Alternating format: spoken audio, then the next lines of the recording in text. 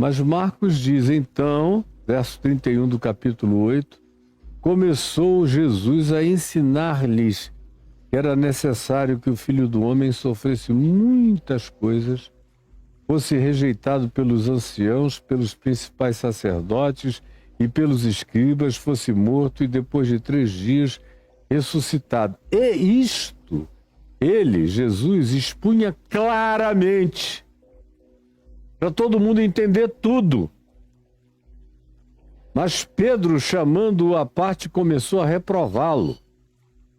Aqui em Mateus, as palavras são até um pouco mais fortes. Pedro começou a reprová-lo, dizendo: tem compaixão de ti mesmo, Senhor. Isso de modo algum te acontecerá. Aqui em Marcos, exatamente, Pedro começa a reprová-lo. Mas Jesus, voltando-se, fitando a Pedro e aos seus discípulos e a todo mundo, repreendeu a Pedro na presença de todos, diz Marcos. Repreendeu a Pedro na presença de todos. Pedro chamou Jesus à parte e deu uma bronca, assim, 3 metros distante. Jesus disse: vem cá. Cadê vocês todos? E os demais todos? Ouçam isso. E aí disse a Pedro: arreda, Satanás! Porque não cogitas das coisas de Deus e sim das coisas dos homens. A igreja de Pedro é a igreja que não quer ir para a cruz. É a igreja que não quer tomar a sua cruz e seguir Jesus. A igreja que é fundamentada em Pedro, que diz que Jesus é o Cristo, hashtag, só que sem cruz. Tu és o Cristo, Filho do Deus vivo, hashtag, sem cruz. Como é o que é vigente entre nós. Dizer que Jesus é o Cristo e é o Senhor, tem gente até que diz, hashtag, só que sem cruz, como já me disseram pessoalmente os principais líderes cristãos deste país e alguns outros do mundo inteiro. Esse é o cristianismo sem cruz. É o cristianismo da pedra de Pedro. É o cristianismo sem o sacrifício, sem a entrega, sem o negar-se a si mesmo, sem autocompreensão, sem discernimento do trono do próprio ego. É uma declaração de que Cristo é Jesus e de que Jesus é o Cristo. No entanto, que não passe disto. E que, em sendo assim, Ele também nos coroe, nos empodere, nos dê todas as capacidades, competências, capacitações, nos torne eficazes e dominadores em tudo que façamos. Essa é a perspectiva de Pedro, porque essa era a perspectiva da teologia da época e que é a teologia de hoje. E que foi a teologia do cristianismo do 4º século para cá até o dia de hoje. Não mudou absolutamente nada. A gente não virou essa página ainda, a gente ainda está no mesmo lugar. E ainda está ouvindo Jesus dizer: arreda, Satanás. Só que ninguém ouve mais. Foi tudo naturalizado. Ninguém ouve mais. Aí, conclusão, o que sobrou para você? Você acha que é da igreja? Que você conhece a igreja de Cristo Jesus? Você não conhece. Isso que você vê aí não é a igreja de Cristo Jesus. Não tem um único DNA de Jesus, não tem um único gene de Jesus, não tem práticas de Jesus, não tem a graça de Deus, do Evangelho, da Boa Nova de Cristo Jesus, não tem a liberdade para a qual fomos libertados em Cristo Jesus.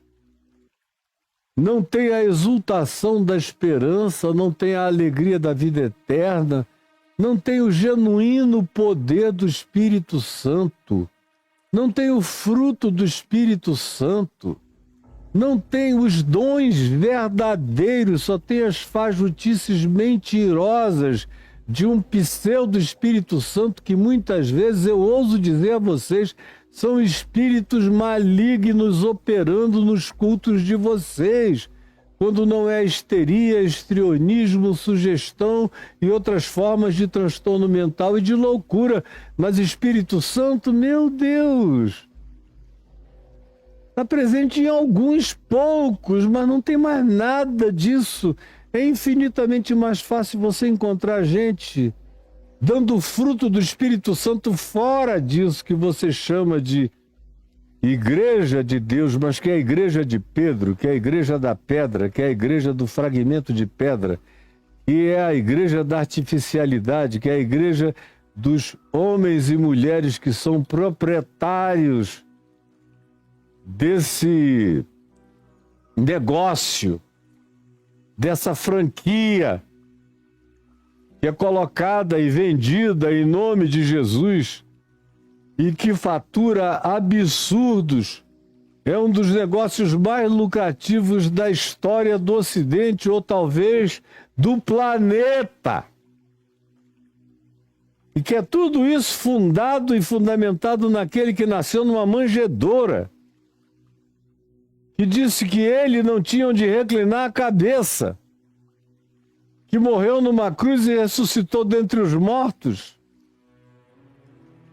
e não apareceu a todos, mas somente àqueles que nele criam, durante 40 dias e 40 noites, e mandou que eles fossem pelo mundo, ensinando todas as coisas que ele tinha encarnado, praticado, ensinado, gestuado, mostrado, demonstrado para criar uma nova humanidade que desse um salto pós-darwiniano, para alcançar a verdadeira evolução, que é transformar um humano, Homo sapiens sapiens predador, homo tecnológico, cheios de funcionalidade técnica e de inteligência, mas primitivo na alma, tosco, predador, dominador, controlador, asqueroso, desumano, às vezes diabolicamente inumano. Dá um salto para além dessa coisa que continua vigente, matando, roubando e destruindo, expropriando e arrebentando, esburacando e devastando o planeta também como um todo, acabando com o próprio ente planetário.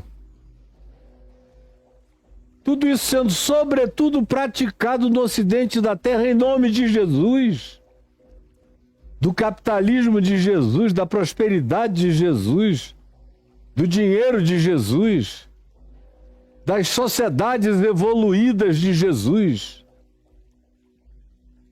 das poluições de Jesus, dessa atmosfera preta de Jesus, dessa loucura de uns contra os outros, se matando mutuamente, ou em nome de Jesus, ou em nome de Jesus contra lá, ou em nome de Jesus contra quem quer que seja, ou em nome de Jesus contra o outro que reza numa mesquita ao invés de ser numa sinagoga. Mas tudo isso em nome de religião do mesmo Deus original, que não é Deus, que é só filho da cogitação, é um Deus criado à imagem e semelhança da torpeza humana. Um Deus criado à imagem e semelhança da torpeza humana, da manifestação do diabo no ser humano. É a igreja de Judas Iscariotes. É a igreja da traição de Jesus. É a igreja das 30 moedas de prata. É a igreja que, se o indivíduo tiver algum pingo de humanidade restante, não aguentando tanta traição, se suicida, como alguns poucos que ainda carregam alguma dignidade o fazem. Mas no mais ela se transformou na igreja das cogitações de Pedro. De modo algum, Senhor. Cruz não. Porque se nós fôssemos a igreja da cruz de Cristo Jesus, cada um de nós tomaria a sua própria cruz e o seguiria. Cada um de nós tomaria a sua própria cruz. Assumiria para si a vida de Jesus. Pedro explica o que é tomar essa cruz. É quando injuriado, ele diz, bendizer-vos. Quando rejeitados, não transformarmos isso em ódio e em refração de rejeição. Quando perseguidos, não fazermos disso vingança. Quando caluniados, não caluniarmos de volta. Quando maltratados, produzirmos o reverso disso como graça, bênção, como bondade, desproporcionalmente maior do que a maldade praticada contra nós. Quando espoliados de todos os tipos, modos e formas, dizermos, Pai, perdoa-lhes, porque eles não sabem o que fazem. Tomar a cruz é perdoar o mundo todo dia. É andar com o coração limpo. É não carregar nem ódio, nem amargura, nem troco, nem volta, nem esperar a esquina da devolução. Carregar a cruz é manter os braços abertos. É não ser seletivo no que diz respeito à certeza de que, assim como é o nosso Pai, assim devemos ser nós. Ou seja, olhando para o planeta com todas as suas diferenças étnicas, raciais, linguísticas, culturais, religiosas, políticas, ideológicas e de todas as outras naturezas, e não fazermos acepção de pessoas, como nosso Pai que está nos céus o faz.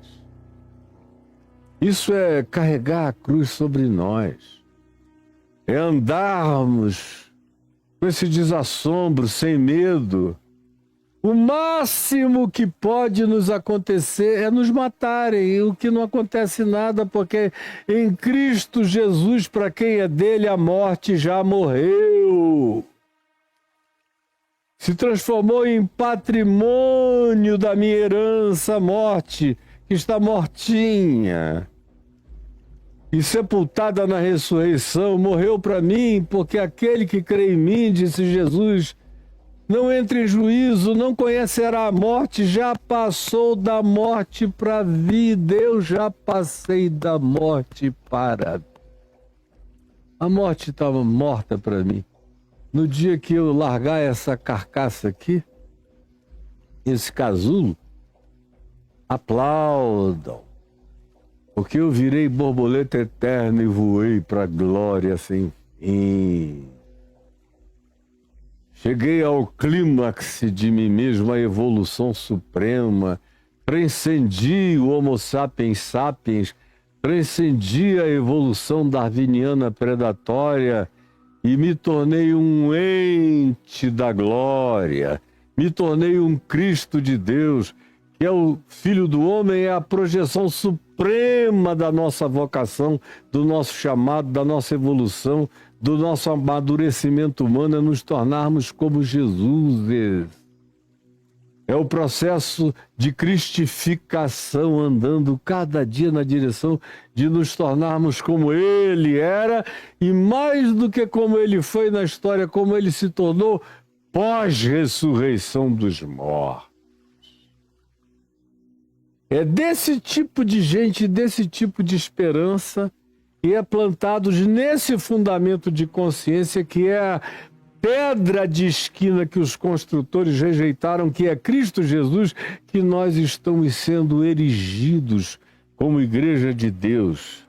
E essa é a lição que desse tempo para frente Jesus começa a querer ensinar aos seus discípulos.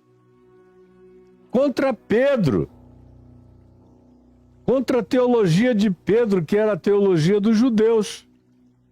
Porque Pedro não estava inventando uma teologia para o Cristo.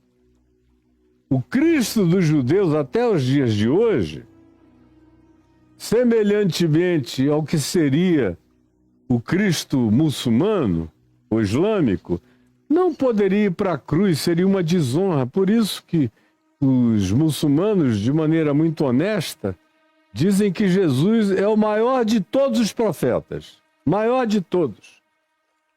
Nesse sentido, os muçulmanos estão adiante dos judeus, porque existem várias alusões de Jesus no Alcorão, mais do que a Maomé. E Jesus é mais elevado do que Moisés, do que Davi, do que todos os entes considerados profetas do Velho Testamento dos judeus, que são assim considerados no Alcorão islâmico, como também todos os seres anteriores mencionados no Alcorão, que são mais ou menos os mesmos do Velho Testamento judaico, e mais aqueles que têm pertencimento vinculado à descendência de Maomé, ou aqueles que foram considerados seres elevados e proféticos naquele processo e que constam do Alcorão, mas todos em alusões inferiores àquilo que acerca de Jesus se diz. Mas de acordo com a teologia do Alcorão, Jesus era tão elevado, tão amado, tão especial, tão iluminado, tão superior, tão maior, que quando chegou a hora da cruz, Deus, sendo justo, não permitiu que o único puro, santo, inocente, sem mácula, sem nada, fosse arrancado e levado direto para os páramos celestiais mais elevados. E quem foi para a cruz foi um sósia, que morreu. Assim diz o islamismo. Aqui, no judaísmo, não. E a teologia de Pedro era idêntica do judaísmo, porque no judaísmo ele jamais conceberia o Isaías 53. Com o Cristo levando sobre si os pecados de nós todos e tendo a sua culminância de vicariedade, ou seja, de absorção dos pecados de todos numa convergência para ele só, num fenômeno histórico comum, numa designação simbólica única, numa convergência de visualização histórica perceptível e historiável, que foi a crucificação, eles jamais poderiam aceitar essa concepção. Estou falando dos judeus. Aí eles esperam um Cristo que, quando chegar, chegue com espada, com cetro, mais ou menos como o Jesus do cristianismo chegou em todos os lugares, tem cruz, mas com espada para lá, espada para cá, matando, degolando, esfolando todos os ímpios. Era isso que Pedro esperava que acontecesse quando ele chegasse em Jerusalém.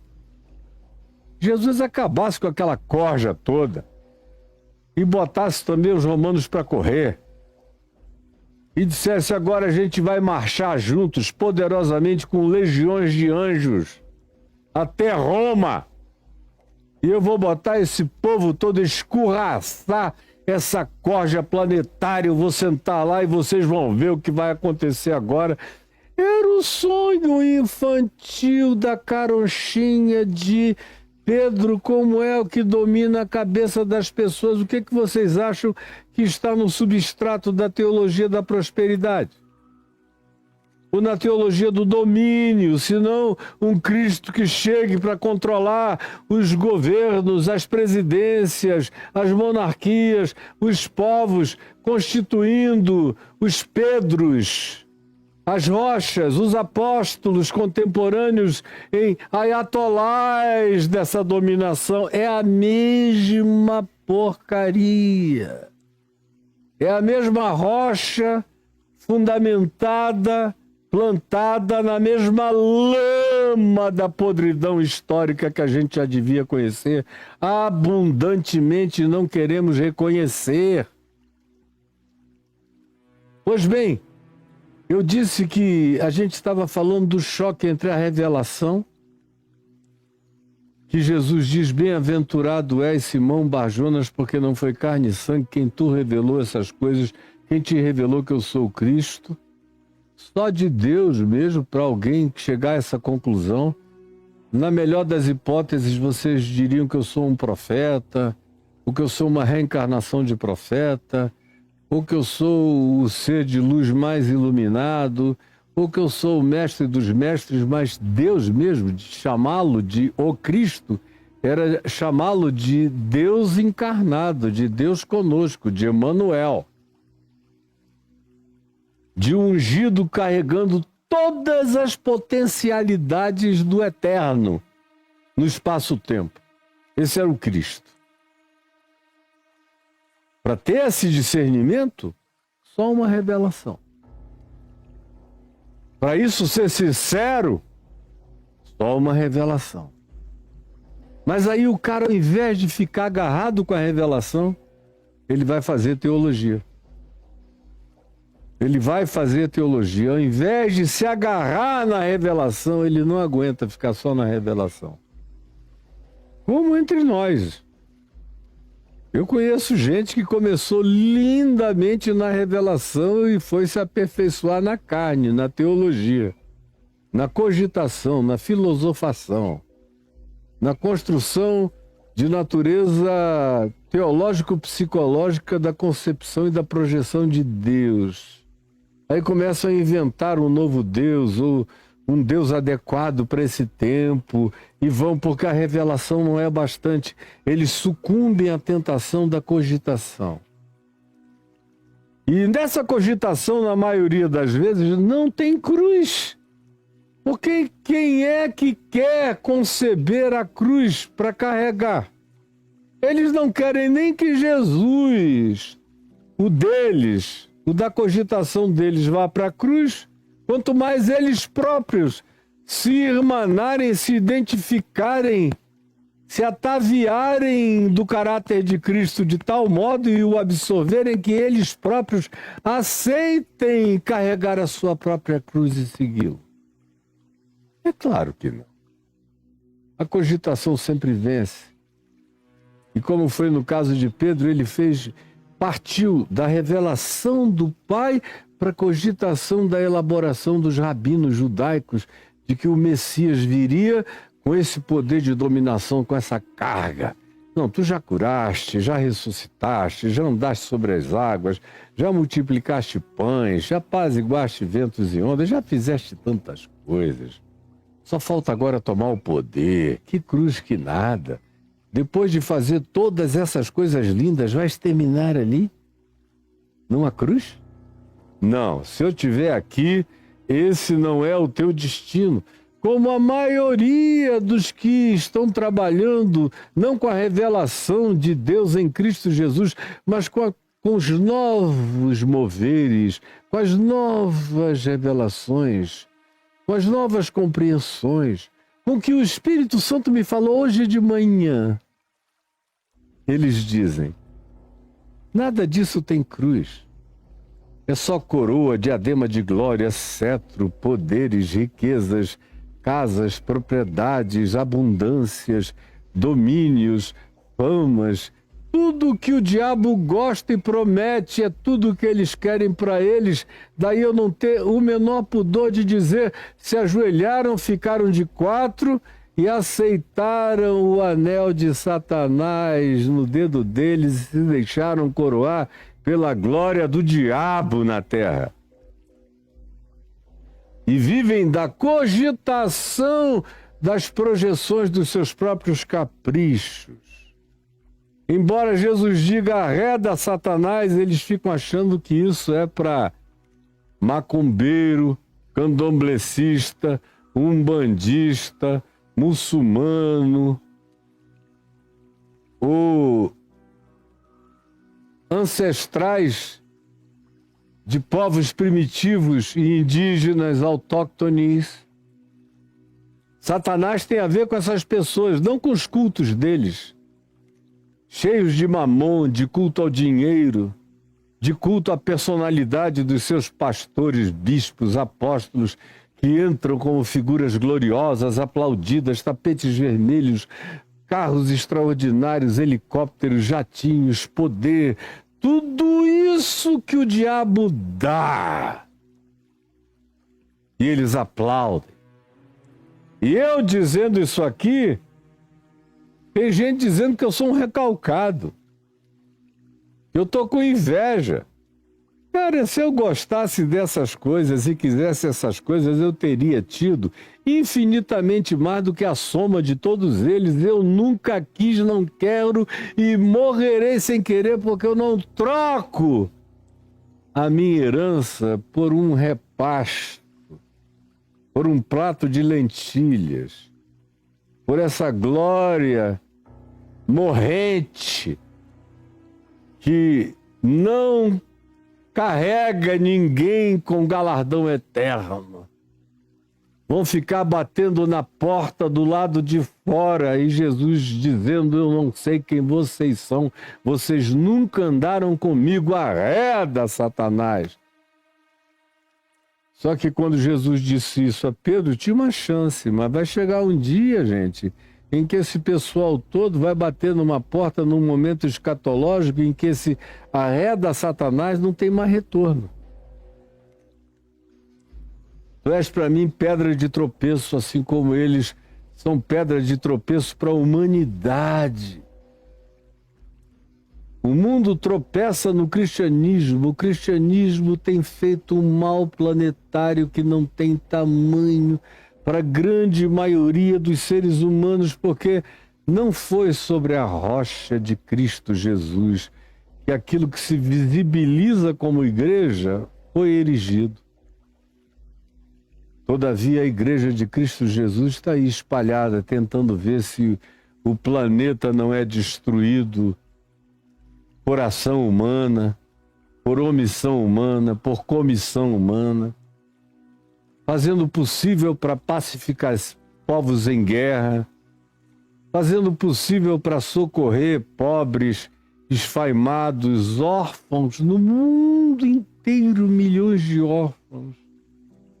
A Igreja de Cristo está espalhada por aí.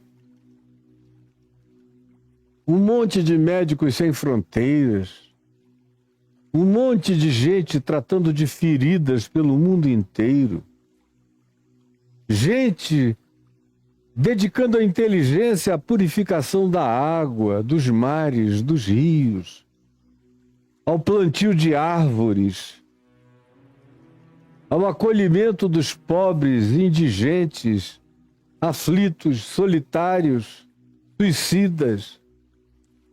Um monte de gente tentando curar feridas, sarar enfermos, acolher refugiados, abrigar pessoas que estão ao relento, tratar dos que morrem sem que haja ninguém que os observe, conforme Jesus disse que seria naquele dia, de acordo com Mateus 25, quando ele dirá para a sua verdadeira igreja espalhada pelos povos, sem nenhuma visibilidade humana na história: vinde, benditos do meu Pai, tomai posse do reino que vos está preparado desde antes da fundação do mundo. Porque eu tive fome e me deste de comer, eu tive sede e me deste de beber, eu estive nu e me vestiste, eu estive enfermo e me visitaste, eu fui estrangeiro e me assimilaste, eu estive em estado de total anonimato, mas vocês me enxergaram, me deram nome, me abraçaram, me acolheram, me valoraram, me ressignificaram, me humanizaram. Venham, benditos do meu Pai, vocês são a minha igreja. Vocês que são assim, são o meu povo. É gente que é assim que é o meu povo. E tem muita gente que é assim, que ainda nem ouviu falar o nome Jesus, mas age como Jesus. Pratica as pautas, os interesses e as mesmas prioridades às quais Jesus se dedicou. Esses, sabendo o nome Jesus ou não, praticam o Evangelho. E há uns que sabem o nome de Jesus e também praticam esse Evangelho.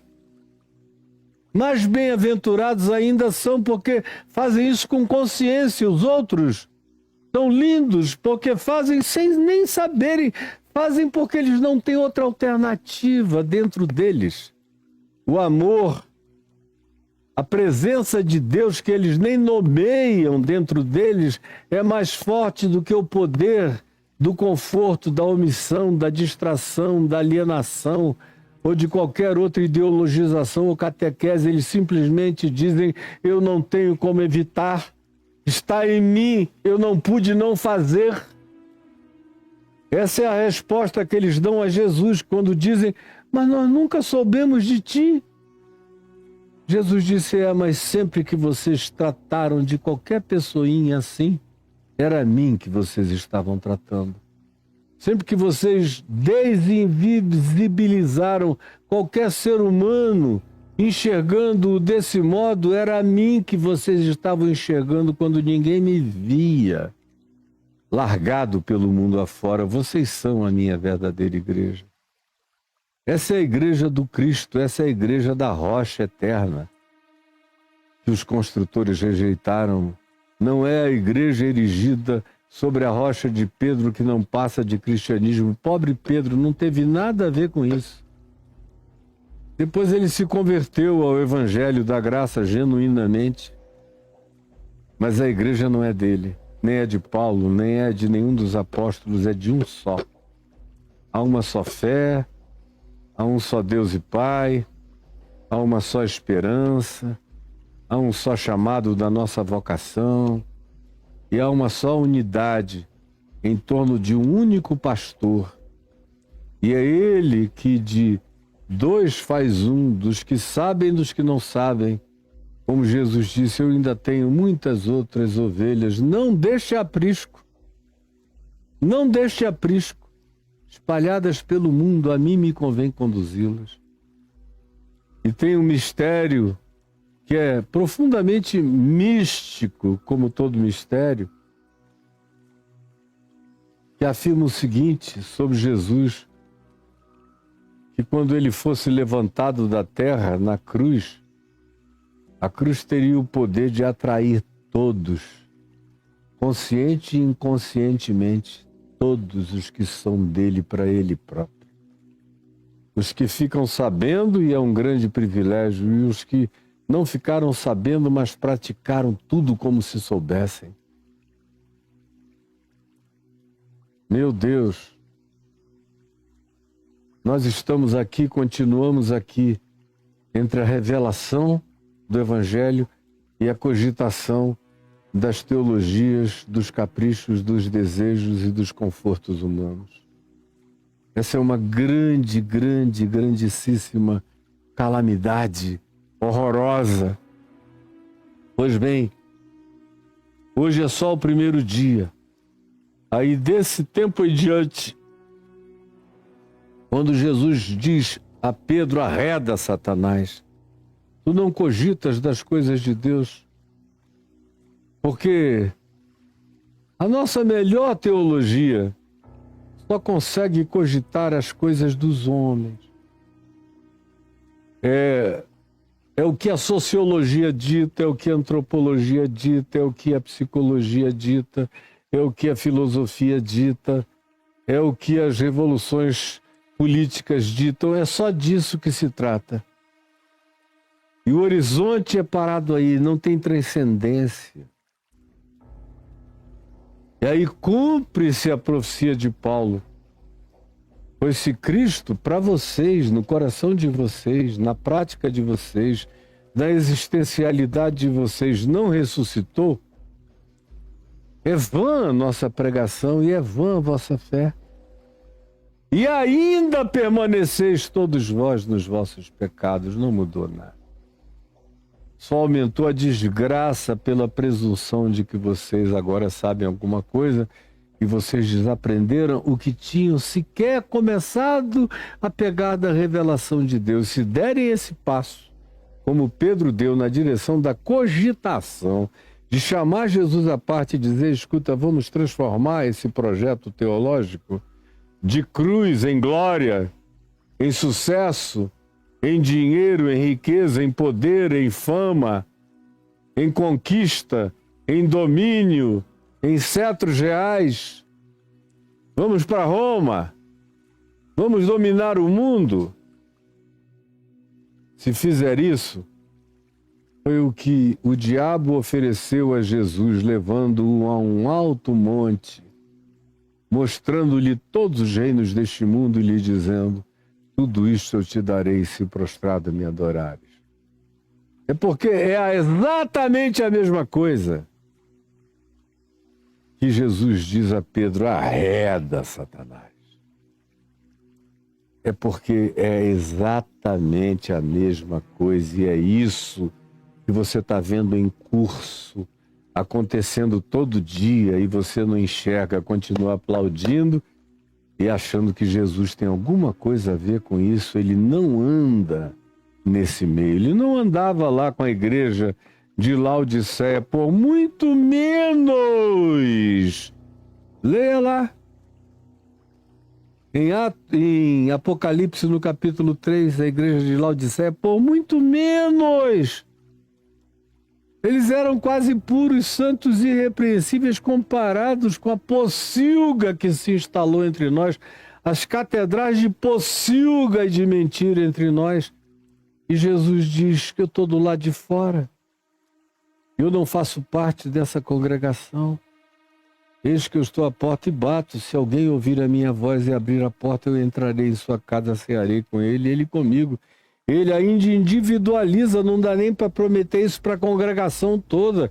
Ele diz, eu estou batendo na porta aqui dessa congregação, mas o projeto e a proposta é para entrar na vida de alguém, na casa de alguém, porque não dá para ser uma entrada coletiva. No Evangelho tudo é existencial, tudo é pessoal, tudo é, como diz minha mulher, pessoa, pessoalmente. E você? Vai querer crescer andando comigo, aprender o significado da cruz e ser erigido sobre o fundamento da rocha que é Jesus? Ou vai querer continuar sendo membro do cristianismo, erigido sobre o fragmento de pedra que é Pedro, que não dá em outra coisa a não ser em apedrejamentos, são rochas de apedrejamento, pedras de apedrejamento, pedras de guerra, pedras de domínio, pedras de confusão. Aí você diz, mas era só isso que você tinha a me dizer? Não, eu nem comecei. É que eu fiquei empolgado e falei muito a respeito desse tema sobre o qual eu já falei trilhões de vezes e eu tenho pelo menos uns 10 a 12 livros escritos a esse respeito. Senhor Jesus, eu quero pedir que a repetição dessa mesma verdade que parece que entra com tanta dificuldade no coração de tão pouca gente, encontre algum entendimento, algum agasalho, alguma compreensão na mente e no coração de alguém. E que aqueles que ficam se escudando, dizendo, ai meu Deus, como o Caio fala, tantas coisas verdadeiras, é uma pena que ele seja tão radical. De fato, entendam que não há nenhum radicalismo em mim, há uma radicalidade de Cristo Jesus. E é o que me torna insuportável para os sentidos impregnados de prazer religioso e de privilégios. Eles acham que a cogitação teológica deles lhes conferiu para eles continuarem caminhando em alienação em relação ao Evangelho que Jesus propôs. Por favor, abre o nosso entendimento e o nosso coração. É o que eu te peço em nome de Jesus. Amém e amém.